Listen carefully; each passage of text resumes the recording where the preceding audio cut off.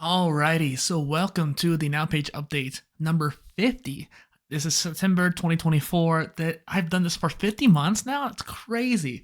And honestly, I don't know if anyone's actually watching these. I say these every month because literally it's a vlog and it's on a channel with a lot of other content that's going on there. However, I wanted to kind of talk about something that I wrote in the blog post just kind of right off the bat. The idea of how whenever I am working on my content life, I always have these kind of plans and strategies, and some people don't really understand them, especially since they take a more polymathic approach. And so some people are like, no, you should niche down, you should be a specialist, you should do one thing. And I can't do that. I definitely feel like I should be doing more. And so I think that for the most part, a lot of people just kind of think that, oh, he's going to spread himself too thin and he's not going to do enough. However, moving this closer, because I kept having issues with the audio cutting out, and I want to make sure I'd rather be too loud than it fading out. However, I think that I'm doing the right thing. I'm very confident in the path of the content that I've chosen. However, I just need to get myself to do it. And that's where I've been kind of lacking. So I definitely kind of blame a friend of mine on this kind of thing because of just the situation. But essentially, I had batch recorded 12 videos for the main channel, this channel, and I wanted to schedule them out really quickly so that I could just make sure I have something going out over the course of those 3 months. However, a friend of mine was like, hey, I know you're struggling with stuff. I'll help you edit them. And so I'm like, okay, cool. Let me offload this and I'll work on some other channels. However, over the course of a couple weeks, I'm like asking him, like, hey, what's the progress? Do you have even one of them done so I can just get it out? And I heard nothing back. And then basically we get 3.5 weeks into the month after I recorded these, he finally tells me, oh, okay, I can't do them. I'm focusing on other stuff. And it's like, I wish you would have told me sooner, because now my brain has moved on from it and I had a hard time getting back into it, even though I know it's not a good excuse, but literally I was ready to edit them when I recorded them. And it would have been a lot of work, but or not even that much work because they weren't that long, but it would have been some work, but I was willing to do it. But now that time has passed, I almost feel like, no, I don't want to touch them now. So today, at the time of this recording, I got about halfway through them. So luckily I'll hopefully get them done by the end of the night.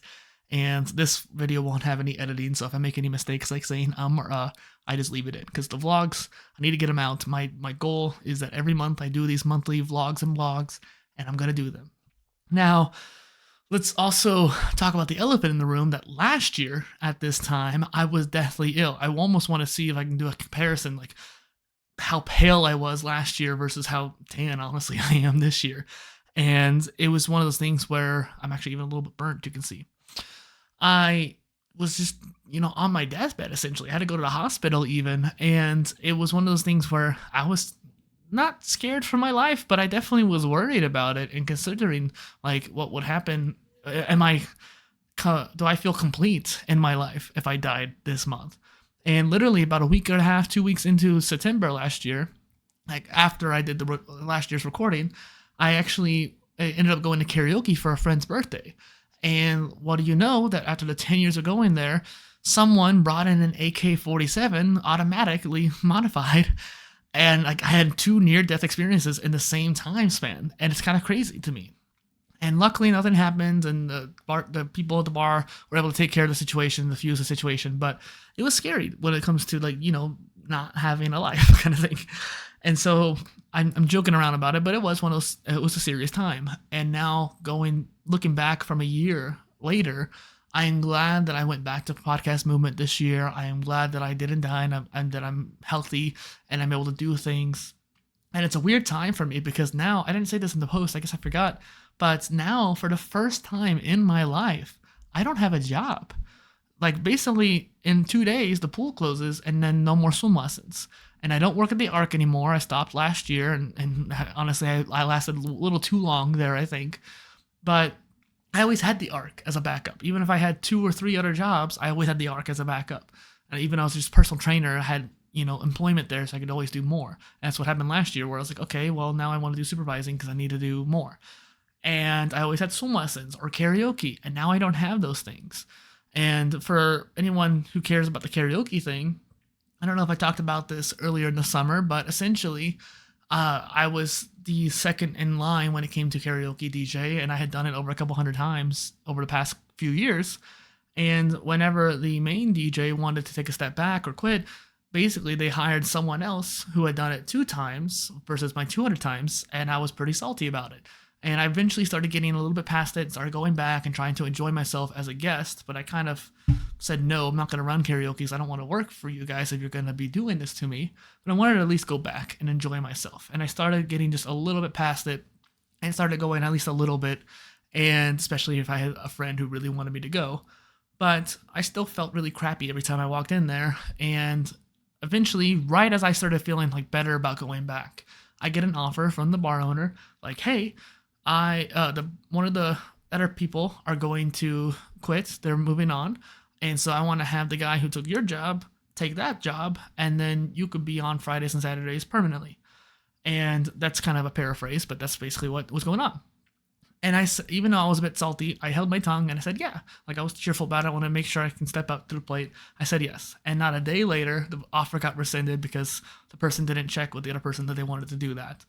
And while I understand that's a normal situation and it's not necessarily anyone's particular fault, it was a lack of communication on their part, and it screwed me over for a second time. And so that's why I'm like, okay, not going back to that karaoke at the very least.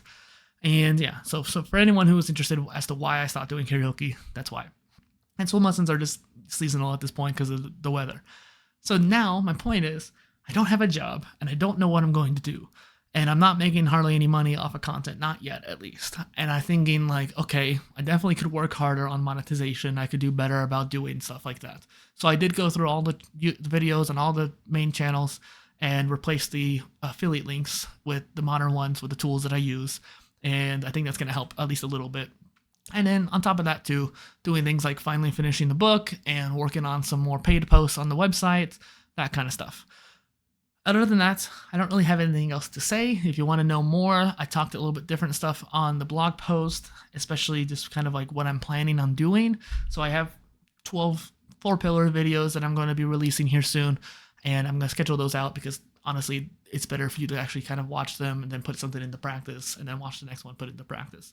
That's kind of the main benefit of that series.